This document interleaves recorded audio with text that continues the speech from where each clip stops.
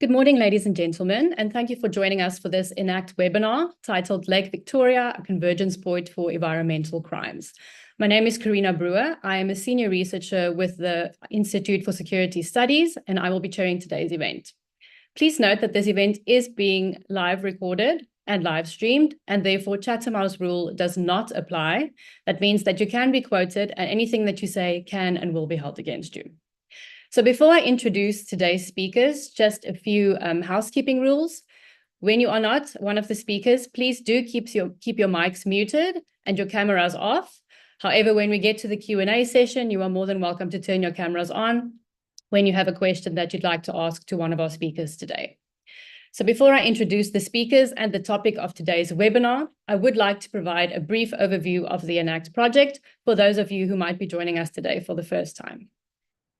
So ENACT is implemented in partnership between the Institute for Security Studies, Interpol, and the Global Initiative Against Transnational Organized Crime. The project objective is to build knowledge and skills to enhance Africa's response to transnational organized crime, including environmental crime, which of course is the topic of today's discussion.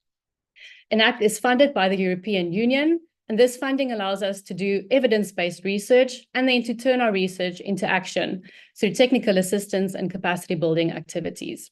We are very grateful for the EU support, and we look forward to this continued support as we continue our work. So now turning to the topic of today's discussion, for which all of you are here, of course, it is the beautiful Lake Victoria. So Lake Victoria is Africa's largest lake. It covers nearly 70,000 square kilometers, and it has a shoreline of 3,460 kilometers. The lake is a precious resource that is shared with the adjacent countries of Uganda, Kenya, and the United Republic of Tanzania. And all of these countries place a heavy reliance on the lake for their natural fisheries production. The lake hosts over 200,000 fishermen and women, or let's say fisher folk, and supports between 30 to 40 million people if we consider the larger Lake Victoria Basin, which includes Kenya, Tanzania, Uganda, as well as Rwanda and Burundi. Unfortunately, the lake's rich resources and its vast size, which of course makes it very difficult to patrol, also attracts illegal actors who hope to benefit from the environment around the lake. For example, it is estimated that between 40 to 50% of all fishing on Lake Victoria is illegal, unregulated, or unreported. But as we will soon hear from our speakers, fish is not the only target of these illegal actors, and there are other natural resources that have also declined in and around the lake.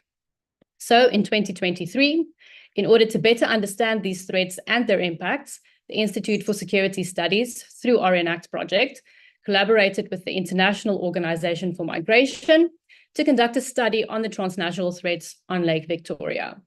So the purpose of this webinar is to produce the outcome of that research, to share some key insights from the study, and to better understand some of the main threats to the environment and the sustainability of resources around the lake. So without further ado, I'd like to introduce our three speakers for today. Our first speaker is my colleague, Dr. Willis Okumu. Willis is a senior researcher at the Institute for Security Studies, where he focuses on transnational organized crime in East Africa. So he works with me on the ENACT project. Our second speaker will be Mrs. Nelly Ki. Nelly is a fish biologist at Kenya Fisheries Service.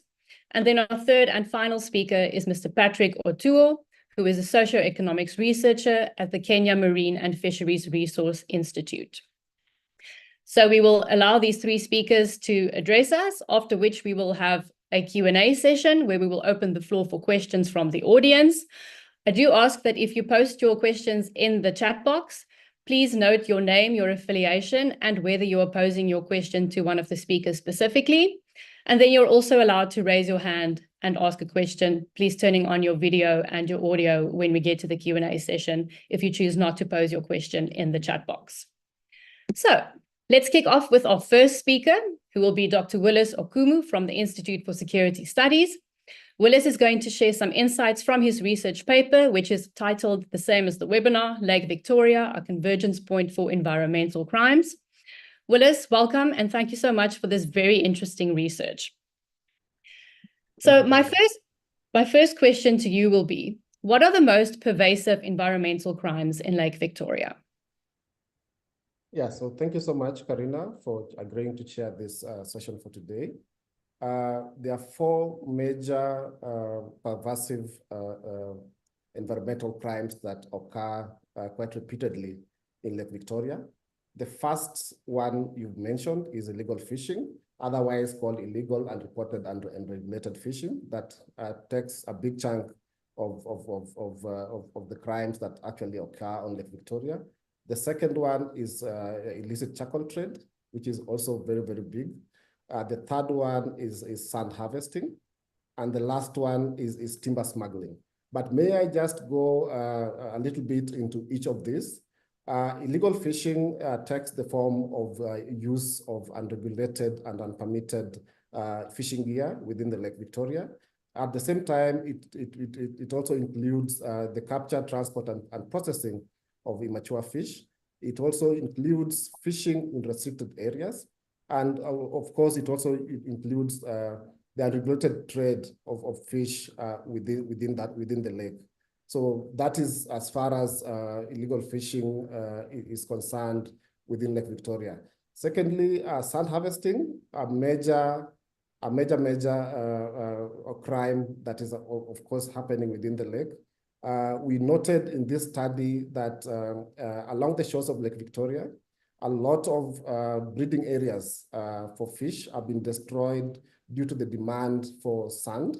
And most of this sand is actually used for construction purposes across Western Kenya region, part of Eastern Uganda, and also in parts of Tanzania. The other aspect of sand harvesting is actually the fact that there are Chinese actors that are collaborating with locals in Kenya and Uganda that are actually exporting some of this sand across to the port of Mombasa. And this is also very detrimental to some of these areas. The third one is on timber smuggling. A lot of forests within the islands of Lake Victoria have been decimated. A lot of some of these trees that were even used for the manufacture of boats are getting extinct because of unregulated harvesting of some of these forests within the lake. And of course, the fourth one that I've mentioned is charcoal trade. A lot of charcoal that is used along the shores of Lake Victoria in Kenya and Tanzania is actually coming from Uganda. And most of this is actually transported through the lake into the islands and also into the inland. We have had cases of boats capsizing in Lake Victoria. The latest one, I think, was in 2023, when 11 people were actually killed when the boat capsized, having carried over 100 bags of charcoal across into Kenya. So we have, those are the major environmental crimes that we noted in this study. Thanks, Willis. So truly highlighting the transnational nature of a lot of these crimes, as well as the impact not only on the environment, but also on the people around the lake. So who would you say are the major actors that participate in these environmental crimes around the lake?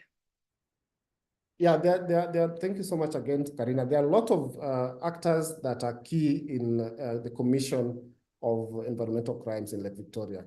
The first ones definitely are the fishermen. And as you mentioned, there are more than 200,000 fisher folk across Lake Victoria in the three countries. And the fisher folk are first very, very knowledgeable about the lake. At times they're hired, and as it was established in in our study, they're actually called consultants because of their navigation experience, because they know the lake, they know the geography of the place. So many other times they are actually they use their boats for smuggling of timber, they use their boats for illegal fishing, and therefore they are very much involved in all sorts of illegalities as they look for genuine livelihood within the lake. They are basically committing a good percentage of crimes within the same lake. So that would be number one. Mm-hmm. Number two, we have fisheries management structure within the lake system, within the three countries, called beach management units. Many a times we noted that there are conflicting regulations that are being implemented by BMUs across the region. For example, in Uganda, I think there have been efforts to streamline the beach management units because of the realization by the state of their complicity in commission of some of these crimes. I'll give an example. So when we were doing interviews in parts of Western Kenya, we noted that there are a lot of cases of abductions and arrest of Kenya fishermen in Ugandan waters. And one of the things that was established is that normally this protection fee that is paid by Kenyan fishermen through the BMUs in Kenya to the Ugandan security forces. So when a fisherman goes to the lake without paying this protection fee, then they're easily arrested. And then, of course, there's the same BMU members on the BMU leadership that makes news, that goes to the TV stations and say that our people are being arrested across on the other side. So BMUs, being part of the fisheries infrastructure, are also very, very complicit in the commission of some of these crimes. And most of them, because they control the landing sites and the beaches, they're also very, very much responsible for a big chunk of the illegal fishing and other illicit crimes that happen within some of those landing sites and beaches. Number three, government officers. Government officers definitely are supposed to protect the environment and to ensure that regulations are followed. In many, many other cases, we saw cases where they opt to take a bribe or look the other way so that a crime can be committed and they can benefit from it. So these are some of the major actors that we could see in this environment in Lake Victoria. Thank you, Willis. So very interesting, showing how it's not only private actors such as fisherfolk, but also state actors that are complicit. And interesting also that there is also a form of extortion that is linked to some of these crimes. And so in your research, did you find that there are specific places or areas where these environmental crimes are more prevalent? Yes. We established that the lake, first of all, is very vast and largely unpoliced. So the presence of government, the Kenyan government, the Ugandan government, and the Tanzanian government is very minimal. Until recently, there was probably very, very little security apparatus working in the lake. And that has given rise to a lot of illegal operations that are related to environmental crimes, but also relating to other transnational organized crimes. So the islands, for example. So in Kenya, we have Migingo Island, which is at the border between Kenya and Uganda, which is rich in fish and has been a haven for a lot of illegal fishing because of it is rich in the Nile perch species. In Kenya, again, we have the Remba Island, which is also a node for the smuggling of charcoal from Uganda. So the island being a bit detached from mainland, and thus it allows all these actors to converge there and do all sorts of things. In the Tanzanian side, we have the Goziba Island, which is also a transport node for all sorts of illicit stuff that goes into places like Mwanza and Moshi and other places like that. So the spaces basically that are being exploited for all these kinds of environmental crimes are basically the islands that are not policed across the lake.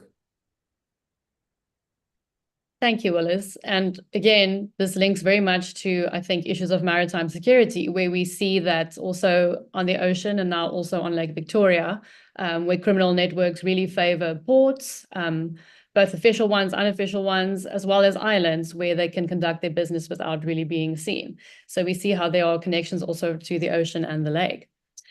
And so what are some of the institutional or security infrastructure that is in place to address these crimes on the Lake Victoria? Yeah, thank you so much again, Carina. We have quite a bit of institutional infrastructure that operates in Lake Victoria. Number one, we have national fisheries departments in the 3 countries that are responsible for policy and implementation on issues fisheries across the 3 countries. But at the same time, we have research institutions like Kemfree, where Patrick Otuo is coming from. We have similar organizations in Uganda and Tanzania. At the East African level, we have the Lake Victoria Basin Commission, which is basically an EAC mandated institution that focuses on the whole basin that you mentioned is made up for 5 countries, Kenya, Uganda, Tanzania, Rwanda, and Burundi. We also have Lake Victoria Fisheries Organization, which is a more specific EAC institution that focuses on fisheries And they have been at the forefront of some of the research that have established the state of security and livelihoods across the lake. And some of their work actually is what you are quoting of the numbers of fisherfolk in the lake, which is 200,000 currently, which actually came from the Lake Victoria Fisheries Organization frame report of 2020. Again, we have the East Africa Community Chiefs of Immigration, which is a body that converges all these immigration chiefs annually, and basically talking about cross-border issues. The other institution that we have at the regional level is the Regional Maritime Rescue Coordination Center, which is based in Mwanza. Again, as a security, a regional security coordination body, part of the East Africa community. And lastly, we have Lake Victoria Region Local Authorities Corporation, which is basically coordinating local authorities that are around the lake. This is also based in Jinja. In terms of policing, we have Kenya Coast Guard Services, which is a Kenyan part of the Kenyan security unit. And also we have the Border Police, which is also based in some of the border areas, including on the shores of Lake Victoria on the Kenyan side. On the Ugandan side, we have the Fish Protection Unit, which is actually part of the Ugandan Army, and it was established in Lake Victoria in 2017 with a mandate of protecting the waters and resources of Uganda in Lake Victoria. On the Tanzanian side, we have the Tanzania Marine Police, which is also doing a similar job. Oh, okay. So there are a lot of actors that are present around the lake. But as we know, laws and regulations are only as good as the implementation. And so what are some of the challenges in enforcing the laws of all of these entities that you've just mentioned? Yeah, one of the major challenge in enforcing the law is in regards to the clash of mandates among all these agencies that I've mentioned. So you find that in Uganda, we have a military unit, which is the Fisheries Protection Unit, which is part of the UPDF. In Kenya, we have the Kenya Coast Guard, which is operating almost like a police unit. It's below the Navy, and it's kind of a police unit. And then we have the Marine Police in Tanzania. So by their own training and mandate, they're operating at different levels. And most of the time we have found that the fact that all of them have different, some of them have defense mandates, some of them have policing mandates, that basically prohibits them from really working closely together to police the lake as a unit, because the lake is actually one. So that's probably one of the major challenges that we are having. The second one is that the boats that we have within the lake are not of the same size. And then most of the boats that are used in commission of these crimes are actually not registered. So we've found cases of people just deploying boats into the lake. And the fact that these boats are not registered, it means that they cannot be monitored. You know, and that's why in the study we established that most of these boats are actually used for commission of crimes. Yeah. And so considering some of these challenges, I know in your report you made a few recommendations on how to address these. So what would some of the key recommendations for preventing these crimes or addressing these crimes be? Yeah, so one of the major recommendations that we make in this study is that for the community members that are involved in many ways in commission of environmental crimes are actually doing it mostly for survival, but they need the lake to be sustainable because they need the lake to survive. So one of the things that really needs to happen is a level of community education so that people can be able to use the lake sustainably. That currently is missing. There have been efforts to do that by Lake Victoria Basin Commission, by Lake Victoria Fisheries Organization, by all these national bodies that are working around the lake. But that still needs to be done. Number two, we need to have a system of registering small boats in Lake Victoria. As we were told, the small boat owners and the fishermen are actually seen to be consultants in the commission of crimes. And these crimes are not limited to environmental crimes. They are crimes that really are in the broader spectrum of TOC. So if we have a uniform system of registering small boats, that could go a long way in knowing who is doing timber smuggling, who is doing illicit charcoal trade, and that would bring a bit of order into the region. Number three, we need to have the East African community and all these states that are members of it needs to have a system of operation within all these forces that I mentioned, so that they can have a mandate that is similar, so that there are no clashes of security operators within the lake.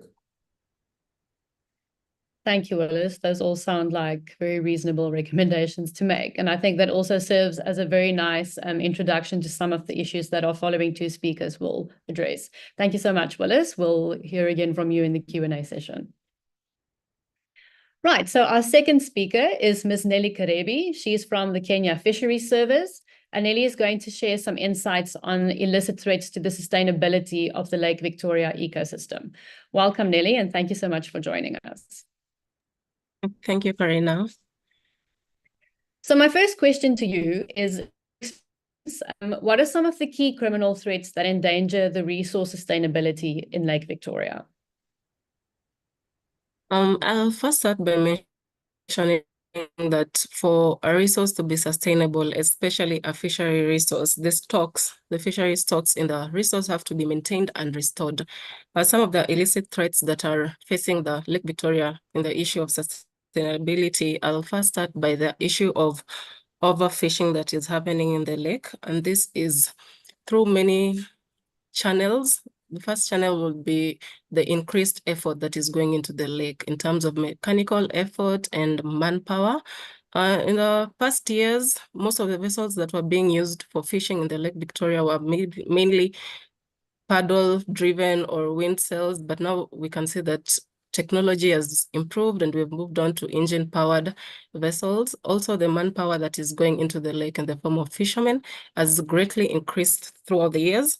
The second I'll also like to mention is the issue on IUU, which is illegal, unreported, and unregulated fishing, which happens majorly in the lake. It's one of the biggest issues that is happening in that data collection is becoming a very big challenge. So information is not getting to the agencies that are supposed to make policies. The data is not getting there to inform the correct policies. There's also the issue of fishing of undersized fish, illegal gears that are being used in the fishery. We also have the issue of pollution into the lake. We get pollution from the point sources and the non-point sources. Point sources maybe from urban areas and industrial establishments, and from the non-point sources we have areas like from the river systems. There's runoff that is coming into the lake, which is mainly greatly affecting the stocks in the lake.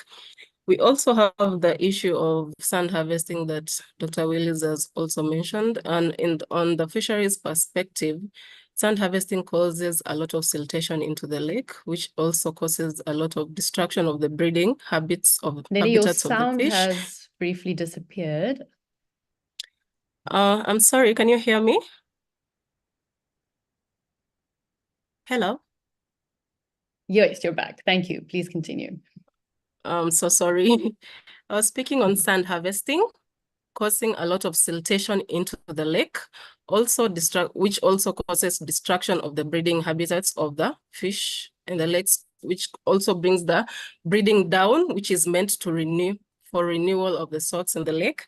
And maybe lastly, I'd like to mention about the fish moth trade. That is an emerging issue that has come up, which has made fishermen target a lot of increase the demand for Nile perch in the market.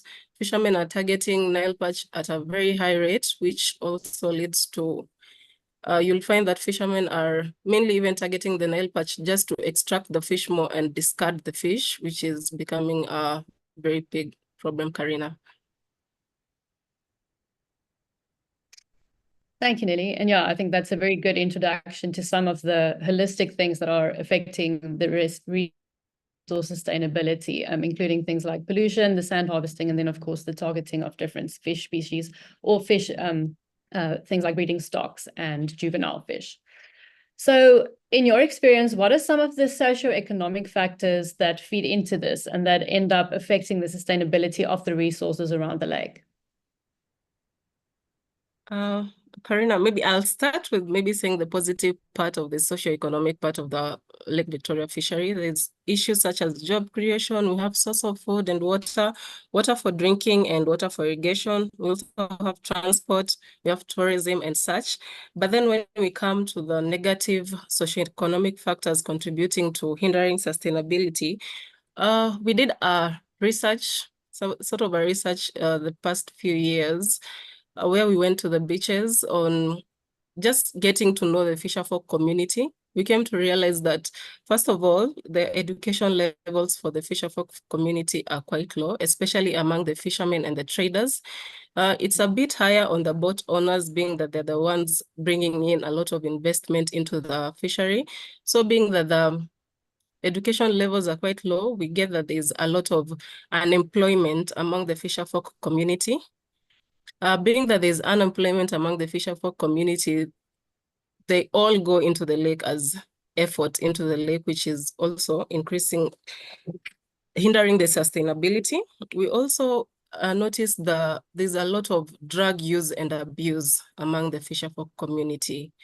You'll find it's very early in the morning, but people on the beaches are drunk, high on something. So there's that issue, that dependability on drugs makes this, being that they consider that fishing is an easy source for money, because especially for the fishermen, there's not high investment that they're bringing in. They just provide the manpower. You find they get into a cycle of going for fishing at night, coming back, getting drunk, and the cycle repeats itself. We also have the dynamics of the families that are around the fisherfolk community. You find that most of the families are not, you find that there are a lot of widows in the fisherfolk community and widowers, and you find that in that they cannot provide for themselves, they don't have an alternative source of livelihoods. They majorly depend on the lake, which also goes into increasing the effort that is going into the lake. And maybe lastly, I'll mention on the age structure. You find when we did this research a while back, you find that you'd consider a man of maybe 70 years old to have retired from working, but you find that since they did not have maybe a plan for retirement, they're still in the lake, which means effort is not going out of the lake. The young people are coming into the lake, the old people are still in the lake, Carina. Thank you. And I think that is very important to highlight some of the drivers of illegal activity, is the idea that this lake really is serving as a source of survival for hundreds of thousands of people. Thank you for that. And then in terms of regulating these activities or governing them, what is the government doing to manage some of these threats?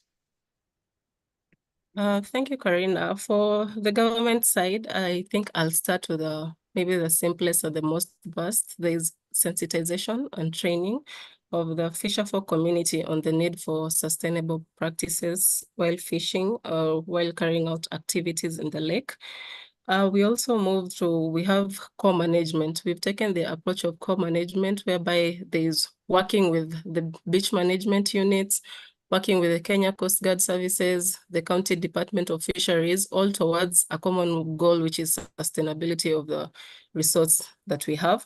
We also have budget allocations. The government of Kenya has done budget allocations to the blue economy to support enforcement, to support development of the resource, and management, while also ensuring that we work towards sustainability.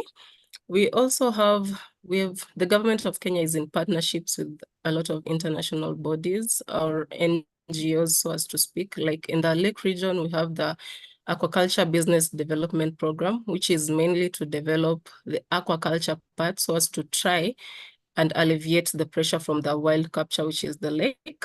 We also have the Lake Victoria Fisheries Organization Program, which is mainly to helping the government in managing and developing the resources. We also have partnerships with people like JICA. Recently got patrol vessels from them, which are currently in our waters helping in terms of enforcement. And we also, on the part of policy and frameworks, there's creation of the new regulations. We have new regulations that came out recently, just in 2024, early on in the year, that are meant to catch up with the emerging issues that are happening in the fishery space, also towards ensuring sustainability. Thanks, Nelly. So I think that really is a very good reflection of the holistic efforts that are going into managing these resources, and definitely illustrating the importance of partnerships between different entities, both nationally, regionally, and internationally. So thank you for highlighting that. And so you've mentioned some of the efforts that exist, but as we know, there's still a lot of illegal activity and threats to sustainability on the lake. So what would you say are some of the gaps in management, perhaps in something like the legal frameworks that apply or in conservation measures? What would you say would some of the gaps be that affect the sustainability of the resource? Thank you, Carina. I think I'll first start with the most problematic. I'll say it's the reliable and credible data. The lake is a vast resource, and being that the human resource that is in the government is not enough to man the whole lake. And sometimes when the beach management units that have been mandated with helping the government, sometimes it becomes very hard getting credible data from them. So this is a gap that, as from the government side, we need to work on a solution to get credible data to inform our policy making processes. We also have the issue of we have routine surveys like the catch assessment survey and the stock assessment surveys, which are supposed to inform us on the landings that are happening in our shores and also on the stock that is in the lake. These are quite expensive processes that are not happening as regularly as they should. We also have management measures such as the closed season, which happens in other countries. It happens in Uganda, but then in Kenya, it's quite hard for it to happen as this is not enshrined in law. It's more of a suggestion. It's a conservation measure, but going forward, I think this is something that should be enshrined in law so that it's easier to enforce it, to help us maintain our stocks. We also have the protection of breeding zones. This is not fully happening because of the lack of maybe resources to fully carry out enforcement. Enforcement is happening, but not at the full scale that it should happen. We also have the issue of the different regulations among the three countries. You find that regulations in Uganda are different, regulations in Kenya are different. This is also an issue that is coming up. We always have the issue of corrupt government officers aiding and abetting what should not be happening in the lake. And even amongst ourselves, we also have the issue of overlapping mandates. You'd find that between our agency and another agency, we have the same mandate. So you find someone visiting a fisherman today, the other agency has gone there tomorrow. So it becomes quite hectic in that aspect. Thank you. And I think you've highlighted some very important things that we see are applicable to addressing transnational threats all over. And it's this idea of a lack of data. So if there are any researchers online, perhaps wanting to do your master's, your PhD on some of the threats that are impacting sustainability on Lake Victoria, then you know where to do your research and who to contact. But also this idea of streamlining legal frameworks and regulations. We all know that if it is it's easier to move to a country where you aren't at threat of being punished as harshly as in a neighboring country. And so if we have lax laws in one country or lax law enforcement, then they will simply move to another one. And because of the transnational nature of Lake Victoria, that is something that will be the result of legal frameworks that aren't streamlined. So Nelly, in your opinion, what is the way forward? What should we do in the future to ensure the sustainability of Lake Victoria's ecosystems? Carina, I think what we have been doing and we should continue doing, first of all, is the sensitization and training of the fisherfolk community. This cannot stop at any point because we keep getting newer and newer generations coming into the fisherfolk business. So sensitization has to continue. The other thing is enforcement. We can have the best policies and legal frameworks, but without enforcement, it is not really reliable. We also have the conservation measures, the protection of the breeding zones, closed seasons. As much as for closed season, it has been an issue with enforcing that because most of our people at the lakeside do not have another source of livelihood. So it becomes quite hard for them to maybe leave the lake for a period of 4 months because they have really nothing else to do. So maybe that is also another area that needs to be looked into, maybe sensitization on maybe getting another source of livelihood so that we can at least have closed seasons during the breeding times. And also we need to have, there's a lot of emerging issues in the blue economy sector. They emerge faster than the government can keep up with them. So there is the issue of sometimes when there are emerging issues, we do not have policies to mitigate or to regulate them. So there is that issue which should be looked into because emerging issues come up each and every day. Still, partnerships with national, regional, and international bodies is something that needs to continue because the process is very expensive, if I might say. So in funding, in research, in information and such. There's also the issue of restocking. We can always restock the lake. These are activities that have happened and should be ongoing.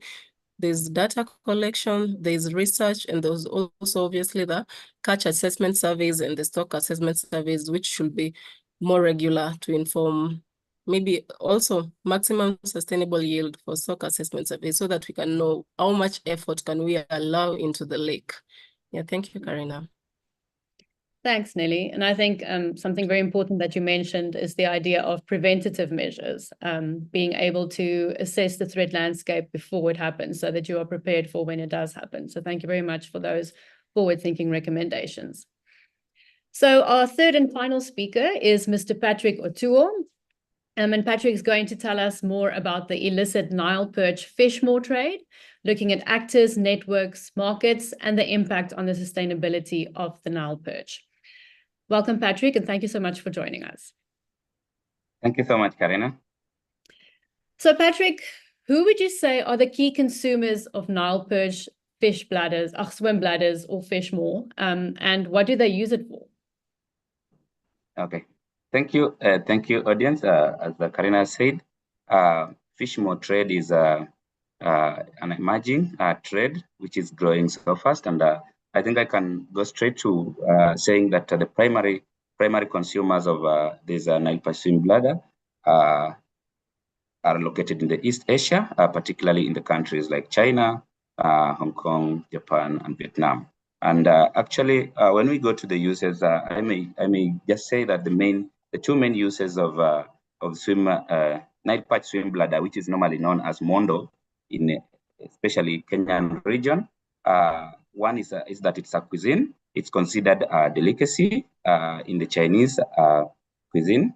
It's very, very much palatable since it's gelatinous, and also traditional medicine. It's also used. It's believed to boost immunity and recovery, and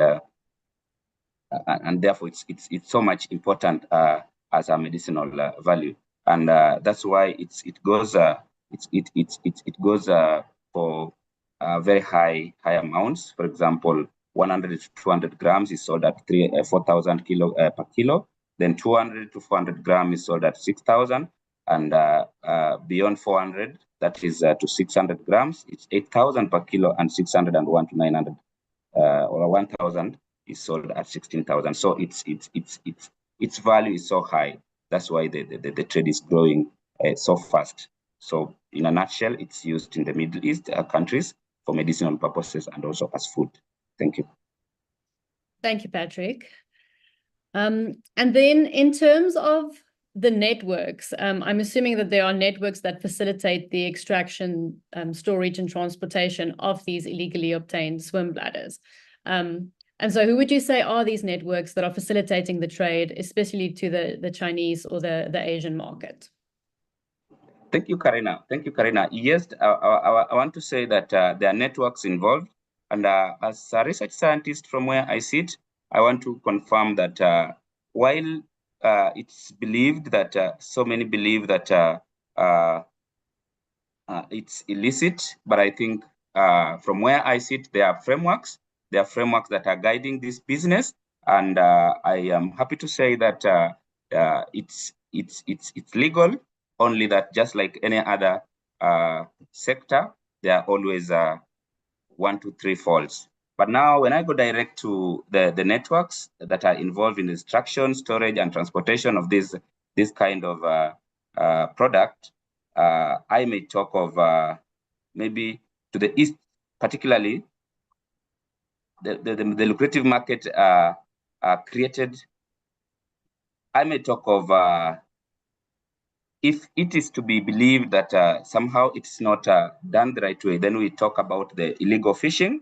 Then we talk of how it is extracted. Then we talk of how it's processed and stored, and also transportation. Now, on illegal fishing, if the fishing is not done the right way, what I mean by saying right way is the right fishing gears are not used just because of the rush to get the Nile perch, then we can talk of now illegal fishing, as my colleagues who talked before talked about it. So, employing unsustainable methods to catch Nile perch just because you want the fish more, often in protected areas, and also during closed season, can render that and that network illegal. And also when extraction, we have a framework that dictates or guides how you are supposed to extract the Nile perch fish more. And therefore, if it is extracted under unsustainable condition, then again there we talk of the networks which are not the right way. Then we talk of processing and storage. There is guideline that shows how the fish more should be protected, or other fish more should be stored. If it is a fresh one, it should be stored in cold storages, and they are processed and stored sometimes in large quantities before that the transportation takes place. And also the transportation is also a complex networks because it's supposed to be across border from one country to another. So this also sometimes has a lot of issues. And also when we talk about market distribution, the swim bladder is sold to intermediaries, to direct companies and countries like China, when they are where they are processed and sold as high-end products. So when this is done, in the case that now you really don't know what is happening when it reaches that country, then there is ability to do the things maybe not the right way. But otherwise, I want to confirm that there are guidelines by Lake Victoria Fisheries Organization that stipulates how fish more trade should be undertaken, how storage should be done, how extraction should be done, and how transportation to the market countries should be done. Thank you. Thank you, Patrick. And I think you've mentioned two key things here. The first one is the nature of these criminal networks that we typically see that starts out with the sort of local people or the foot soldiers who are sourcing the commodity.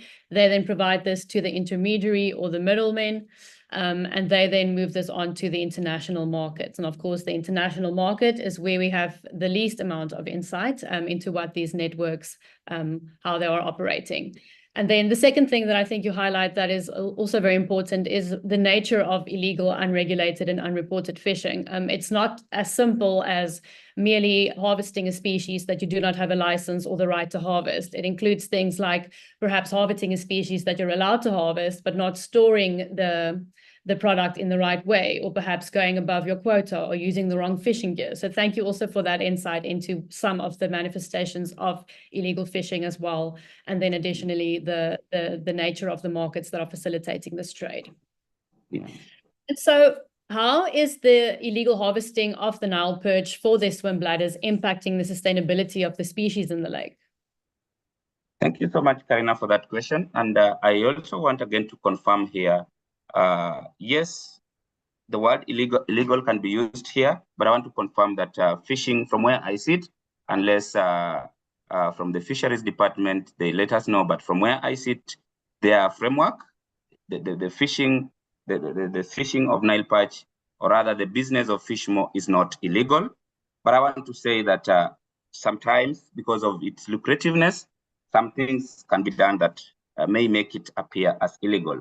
For example, I want to highlight And it's nice that Nelly and Willis have talked about this.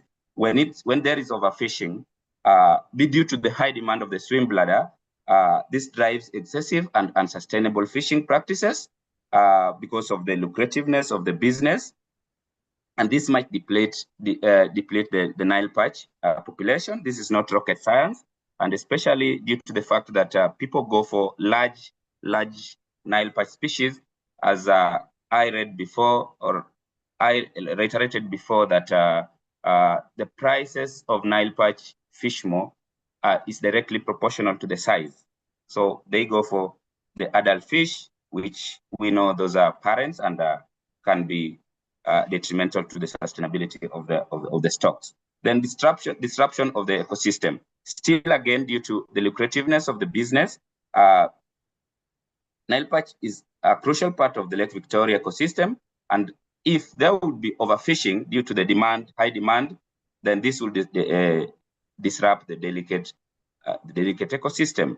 And as you know, in Lake Victoria and any other lake ecosystem, a species doesn't just stay in isolation.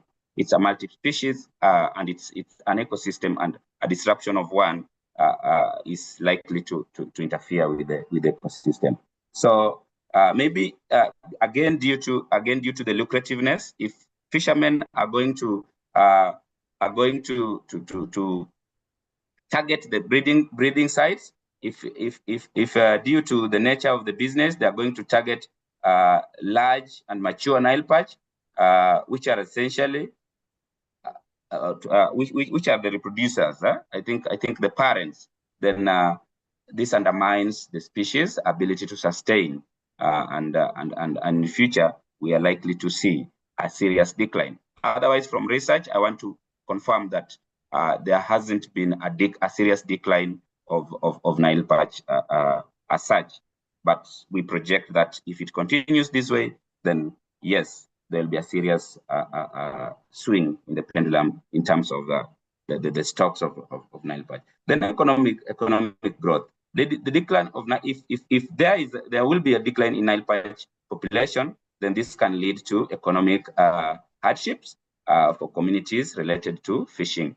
We understand that Nile perch is one of the highest export commodities in Lake Victoria, and therefore, if we project that in future, due to this business, there will be a serious decline, then we suspect a serious economic fall. So thank you, Carina, I'd like to stop there. Thank you, Patrick. And I think, again, highlighting very importantly the same way that Nelly has, how the ecosystem is a big whole of multiple parts. And so we see how what happens to one species has an impact on the entire ecosystem around them. And so you've briefly touched upon the legality and the illegality of some of the actions that relate to the Nile perch. Could you please tell us a little bit more about the national and regional framework that is responsible for regulating the trade in the Nile perch swim bladders in Eastern Africa? Okay, thank you so much, Carina. And I want to say that I'm happy that I've been part of as a socioeconomic research scientist. I'm part of the Socioeconomic Working Group in Lake Victoria Fisheries Organization, and we take part in some of these. Like in 2021, we came up with a guideline towards a fish meal trade. That's why I confirm that these guidelines are there. So the regulation of Nile perch swim bladder in East Africa might be a complex issue and characterized by patchwork of national laws and relativeness since it just started recently. So if I talk of the national level, that is Kenya, Uganda, and Tanzania. Each country has its own fisheries laws, just as Nelly and Willis talked about, where Uganda, there is the use of military. In Kenya, it's purely co-management, and we have our fisheries service doing the job of regulation in collaboration with the beach management units and coast guards and all the other stakeholders. So, as I said, the regulations to manage fish stocks and trades in the three countries are done sometimes differently. However, enforcement is always challenging. due to the limited resources and maybe corruption, as others have also mentioned. Then now, if we focus on general fisheries management, while there is laws addressing aspects of fishing and trade, there are often lack of specific provisions tailored to swim bladder, and I think that's an issue that needs to be taken keen of. Researches need to be done so that we have laws that are strictly related to swim bladder. And that is why sometimes it leads to the loopholes that brings about the challenges we talked about in even enforcement. East African community, recognizing the transboundary nature of the issue of the East Africa community, has developed guidelines on extraction, processing, and trading of Nile perch fisheries. And this one, I talked about it, the 2021 guideline, which was formed. The three countries came, and the guidelines to provide a framework for sustainable management of the trade, including minimum size limits for fish, traceability requirements, and also the export controls were laid down. And that's why from where I sit, I say that there is a lot of there's a framework on how this is done. So yes, in collaboration with the BMUs, we follow up together with the Kenya Fisheries Service. We follow up that trade and see that the right method is used in trying to extract the fish more. Okay, otherwise there are challenges in implementation. Despite the existence of these guidelines, there are the effective implementation frameworks, and implementation remains a challenge, as Nelly talked about that, due to the, such factors as capacity and corruption of the networks. Sometimes you may want things to be done the right way, but you will not miss people who are, for example, when we talk of extracting fish more, it should be extracted in a hygienic place. But if somebody lands in a wrong place and extract the fish more in isolation with the law, then that one now becomes something different. Then there are key challenges in regulating the trade, that lack of data, as we had put it, research still needs to be done to ascertain the right amount of fish more, because this business is a bit there are some loopholes that, for example, if fishermen, because of the prices that are high, if fishermen tries and doesn't land in the right way, this will go unnoticed, and the data will be missing. Then we talked of weak enforcement. Then also unregulated markets. There is a belief that the fish more trade, some of the fish more traders are local. It's in the local business, and there is some way they can do this without following the rule, and in that case, it will be now not the right way done. Okay, thank you, Carina. For now, let me stop there. Thank you, Patrick, for also giving us a very detailed overview of some of the regulations and frameworks that apply to the Nile perch. And I think your mention of the need for swim bladder specific regulations immediately made me think of fishing regulations that apply to things like shark fins. And so definitely there is merit in suggesting something that focuses specifically on the swim bladders. And so my final question to you is, what, in your opinion, needs to be done to protect the Nile perch from possible extinction as a result of its harvesting? Thank you, Carina. On this, again, I want to reiterate what my fellow panelist Nelly talked about. The first important thing is we should not be having laws and we don't enforce. So enforcement and regulation needs to be streamlined, and we need to strengthen law enforcement. That is increased patrols, strict penalties for illegal fishing if it is there, and if the issues of corruption, if found, then it should be dealt with without any. There should be penalties, high penalties for corruption in this type of business. Then there is also improved monitoring. There is the use of technology.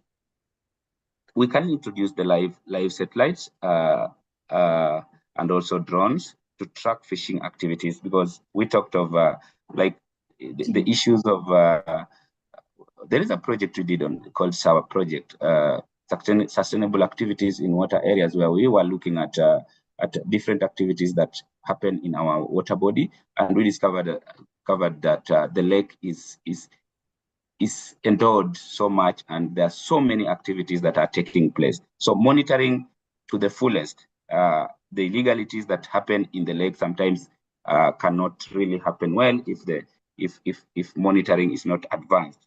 So there is recommendations to use drones, recommendations to use satellite to actually enhance the monitoring of the lake. Then community involvement. Today, tomorrow, and forever, I'll be a champion of conserving the environment using the people and sensitization of the people. We need to. It's a multifaceted area, and without talking to each other, to sensitize people, telling people why it's true that if you use things that are not, for example, I'm just giving an example, though I've not come across it. If you go and poison the waters of Lake Victoria, the fish will die. It's not rocket science. If you go and remove all the big fish in the lake, there will be no parents. So people need to know, so that it becomes, the locals need to be engaged, so that communities are aware and they are involved in monitoring and reporting of illegal activities, because we need this for our future generation. Then again, I want to talk about effective regulation, which is very close to strengthening the enforcement. And maybe we introduce quotas, size limits, and closed seasons, as Nelly talked, for Nile perch. It's recently I was in Iceland to start on a fisheries training, and I discovered that they really do with quotas, and it's really working. Yes. We need to know the TAC. We need to know our total catch, and after knowing, we need to know what we have. After knowing what we have, we now need to look at how many boats are supposed to be in our water bodies, how many fishermen are supposed to be. That's why I say that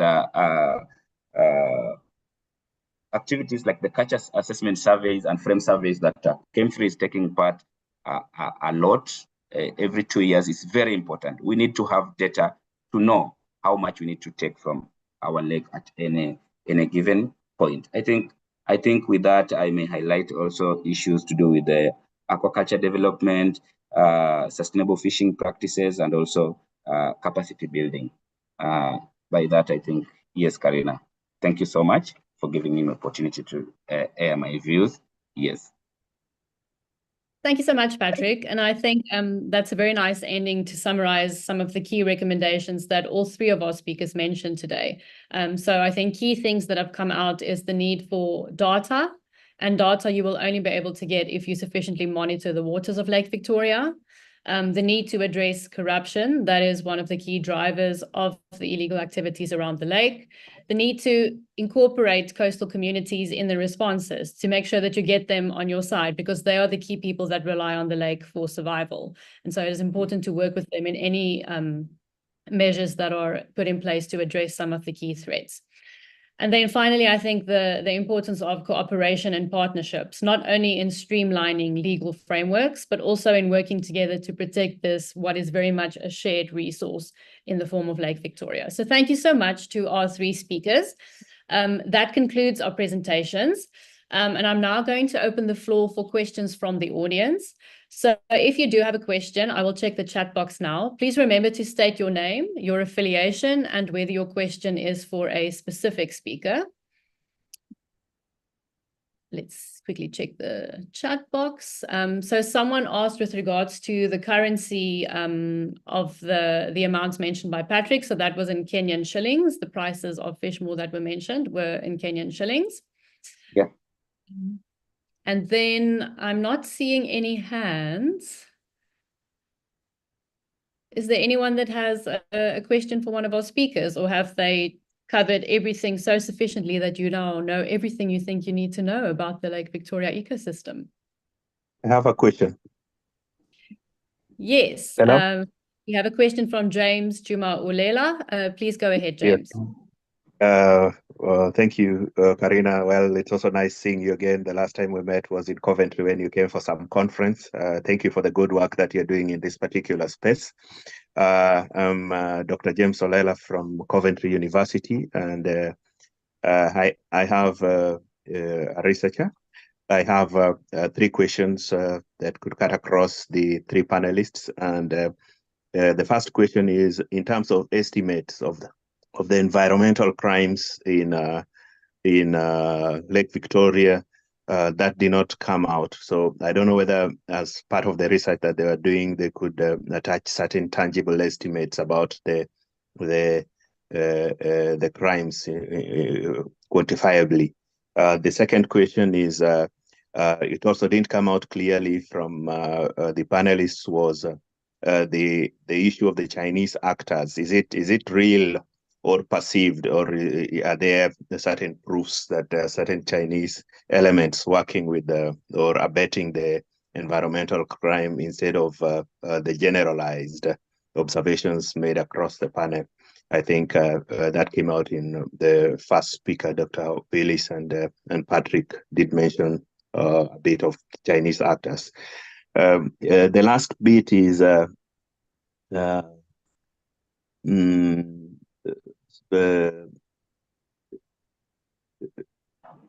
sorry, it's just I got it wrong. Let's just do with those 2 questions, and probably if I get another chance, I'll refine my third question. I wrote it somewhere and I was scribbling around, so it was very hard to get where I put it. Thank you. Thank you so much, James. So I think I will give each of our speakers the opportunity to respond. So just a refresh on the questions quickly, whether any of you have come across specific estimates on the environmental crimes in the lake. So either in terms of the scale of some of these threats, but perhaps also quantifiable financial losses for some of these threats. And then the issue of Chinese actors that I know were addressed in the report as well as in some of the speakers today. So Willis, if you can please provide some feedback on those questions. Thank you, Carina, and thank you, Dr. Olela, for your question. The Lake Victoria Fisheries Organization Frame Survey of 2020 talks about 50% of illegal environmental crimes happening in the lake being illegal fishing. So they talk about the fact that fisher folk are probably doing 50% of crimes that are related to fishing in the lake. And so that is probably the basis of which we talk about fishermen, fisherfolk being at the core of the commission of environmental crimes, illegal fishing being just one of those that takes about 50%. And that is what you could get. And I'm sure Patrick will also add on to that. Thank you, Willis. And then with regards to the second question on issues of Chinese actors and their involvement in some of these activities, would you like to comment on that? Yes, I'll comment on the role of the Chinese in illegal sand harvesting. So in Kenya, we had a company called Mango Tree Marine, which was flagged down by NEMA. NEMA is our environmental authority, part of the government regulation, for having been licensed to do some dredging in the lake so that they can make the seaways. But they were actually found harvesting sand in an island called Takawiri. And I remember at the time, local politicians raised it with the government, and the director of NEMA actually issued a statement saying that they didn't have license to do sand harvesting in Takawiri Island. Secondly, the same subsidiary of the Mango Tree Chinese company was also accused of the same sand harvesting in the shores of the shores of Uganda on Lake Victoria on the other side. So that gives the Chinese linkage to sand harvesting because articles that we could read from the Ugandan side talk about Chinese actors exporting Ugandan sand through the port of Mombasa, and this is already established in quite some literature. Thank you very much. And then I think let's cross to Patrick for some inputs on the estimates and the role of Chinese actors. And then just quickly before Patrick answers, we will be posting a poll right about now for you to just give your feedback on the event, or perhaps on some feedback on what you would like to see in future events. So please do complete the poll. So Patrick, if you can please provide some feedback to James regarding the estimates and the role of criminal or perhaps of Chinese actors in some of these threats. Thank you, Carina. Unfortunately, from my end, I really don't have a direct answer to that, but I still want to confirm that you know, the illegality. When we did our research, we discovered that all these actors follow the guidelines that is stipulated to do this business. But of course, the high demands and economic incentives that are provided by these actors may lead to high market demand and economic disparity. And as James and Nelly talked about the issues of now overfishing that is driven by the availability of the people thinking that fishermen thinking that when they do this business, they get a lot of money. So exploitation and overfishing now brings this to tie these actors towards this. For example, when we look at when somebody is now overfishing, overexploitation of the Nile perch, we now talk about even the bycatch.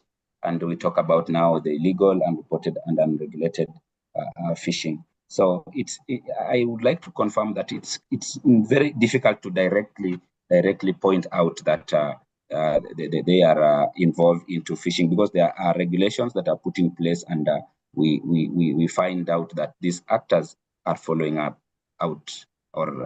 these directions.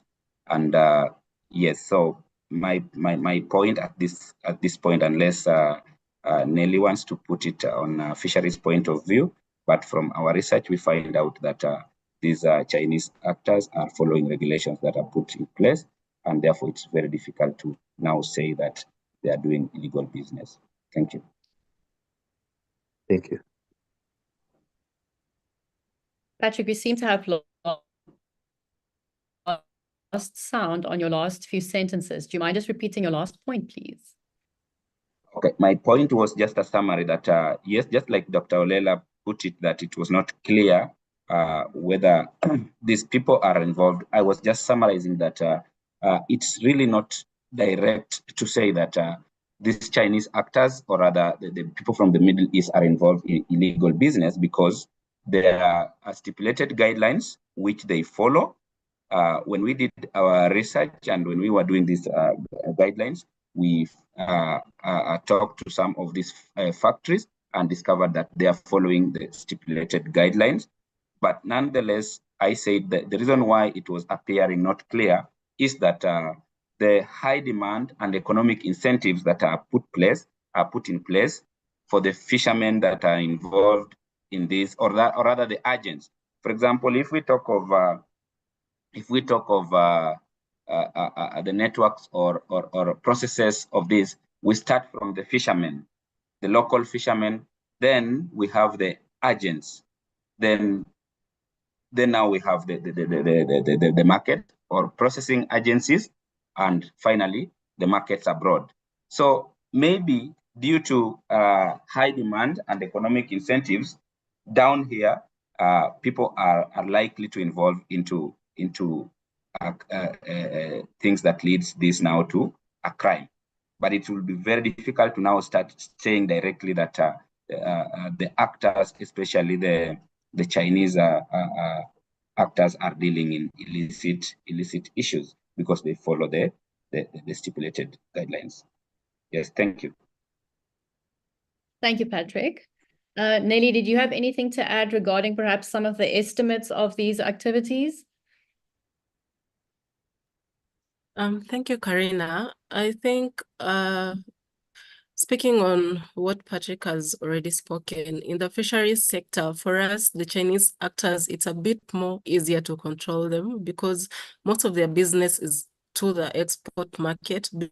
They have to go through us to get maybe documentation and whatnot to enable them to be part of or access the export markets. It's quite easy for us to manage on the activities that they are carrying out because once they don't follow the law, it's quite easy to maybe follow the court process, prosecute and process them through their court process. So for us, the Chinese actors really, especially the ones that we have licensed to work on the and manage or using of the fisheries resources, we really do not have a big issue on that.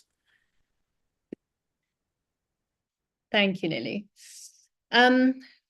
James, I hope that sufficiently answers your questions. Let me just check if there are any further questions. I'm not seeing any in the chat box, only compliments to us. Yes, it does. Thank you so much, panelists, for taking your time to give me responses to those questions. Just because there is no question doesn't mean anyone else cannot ask. But my last question, I finally traced it, was and I think this is just more about reflection from the panelists. And why do you think environmental crimes, especially in Lake Victoria, have not received the necessary attention? Maybe by way of reflection as panelists, because this is an interesting area, but it doesn't have sort of the required publicity, outcry and noise.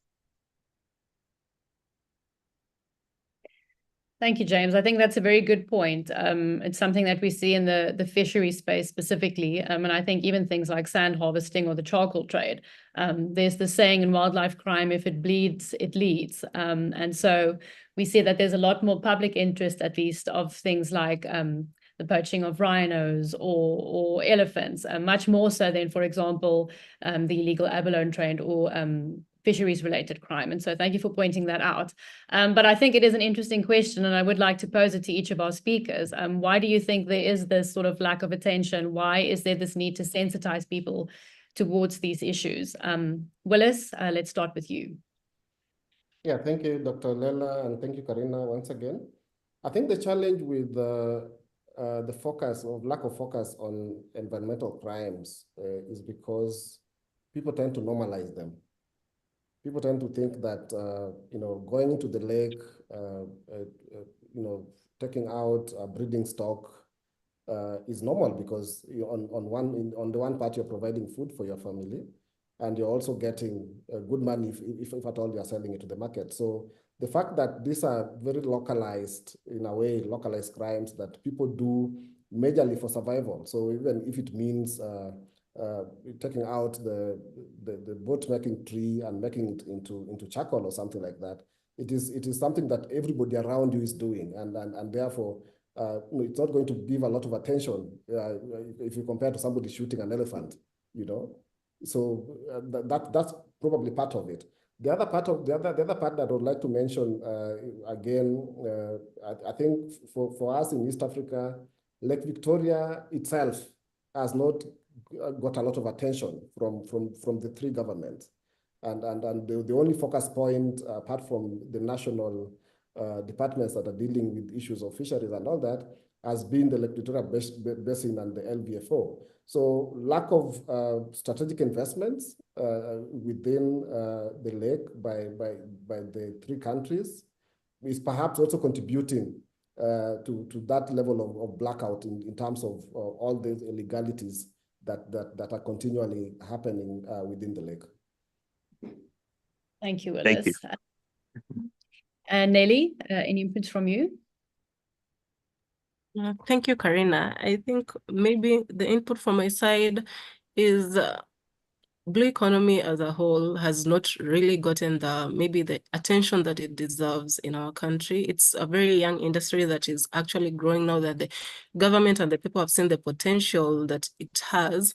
I was in a meeting yesterday, and fisheries, there were quite a number of value chains. There was maize, there was fruits, and fisheries people were complaining. They've been saying for the longest time fisheries has been something sort of hunting and gathering. You go, you try and look for what you'll find is what you bring back home. But now that we have initiatives or establishments like cage culture, aquaculture coming in, now the attention is being shed on the blue economy. I think that is majorly the reason why all this, maybe environmental crimes, did not get the attention that they deserve, but I think we're heading in the right direction at the moment.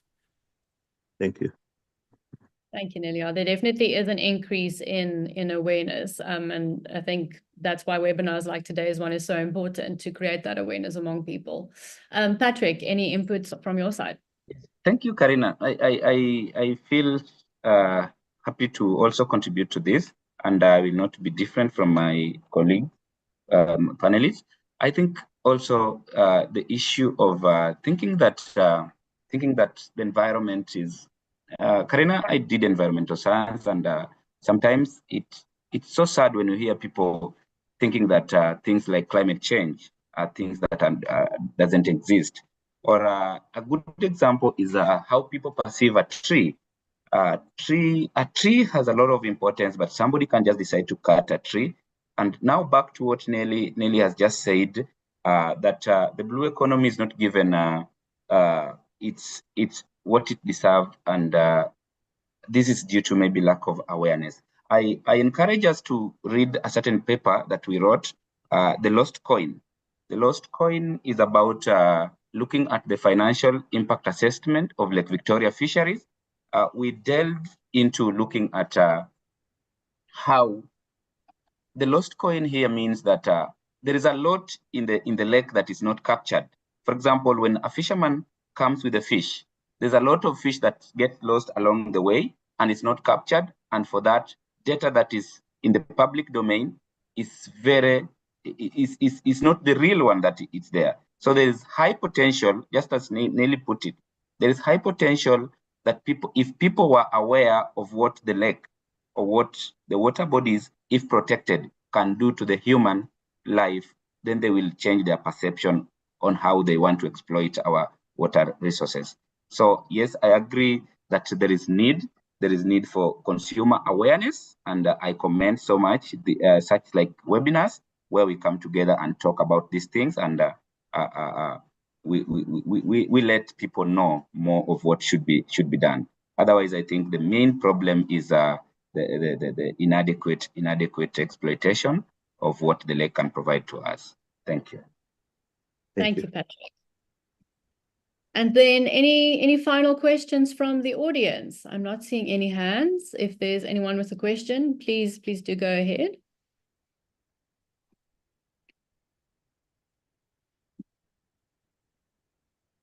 I see there is a question in the chat box. Okay, so Ronald Musoke, who is a journalist from Uganda, Willis, his question is specifically to you. He has asked if you could please share what the Lake Victoria Basin Organization has done in regards to the area of research. He says that they received a lot of donor funding, and so he would like to know what they have done with regards to your area of research. Willis, I think you have touched on them, but please, if you could maybe just provide a brief overview of that again, that would be helpful. Yes, thank you to Ronald, and thank you again, Carina. So I think that's the question mean Lake Victoria Basin Commission or Lake Victoria Fisheries Organization. I'm not sure. But if I would want to imagine that, of course, the Lake Victoria Basin Commission has an overall socioeconomic mandate over Lake Victoria. So they are not only managing parts of what is happening in the lake, but they're also managing the Lake Victoria Basin.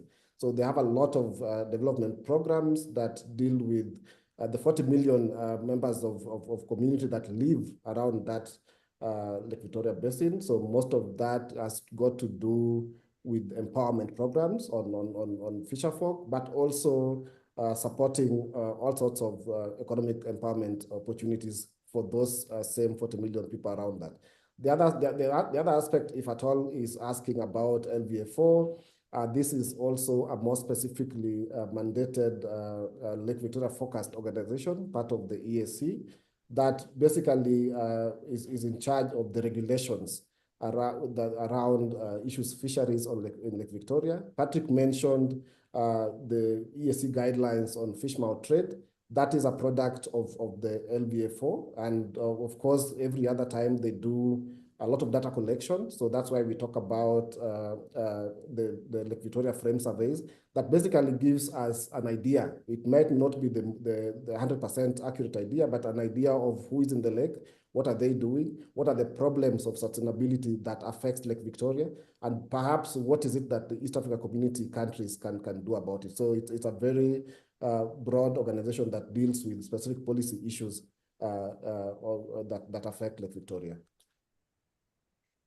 Thank you, Willis. Ronald, I hope that answers your question. I'm not seeing any more questions from the audience, and so I am then going to offer each speaker a final opportunity to provide concluding remarks, or perhaps if there is something that you wish to highlight for people to take away from today, if you could mention one thing that you want them to keep in mind when they think about Lake Victoria and the broader ecosystem. So Willis, we'll start with you. Well, thank you again, Carina. I think Lake Victoria has, in my opinion, and in the way having done security and crime-related research in that lake, it's a big resource. And on the one part, it's a good thing that the East African countries are realizing the benefits or the opportunity that comes with supporting blue economy. But I think at the same time, as that economy grows, we need to be cognizant of the fact that it grows with elements of transnational organized crime, more so environmental crimes that we need to be wary of, because ultimately they are linked to local livelihoods, but they can also be a means through which the sustainability of the 40 million communities around it can be immensely, impacted very negatively, and that would mean more poverty to this region. Thank you, Willis. And I think so important to highlight the importance of sustainability. So making use of this valuable resource, but also realizing that you need to use it in a way that it can provide for you and your family for generations to come. So thank you for that, Willis. Nelly, any concluding remarks from you, please? Thank you, Carina. For me, I would just like to say that it is high time that we acknowledge and accept that the resource as it is has come a long way. There's a lot of changes that have happened from the past years when most of the, I would say, the activities that are happening or the way we respond to what is happening has quite changed. Piggybacking from the question that James asked.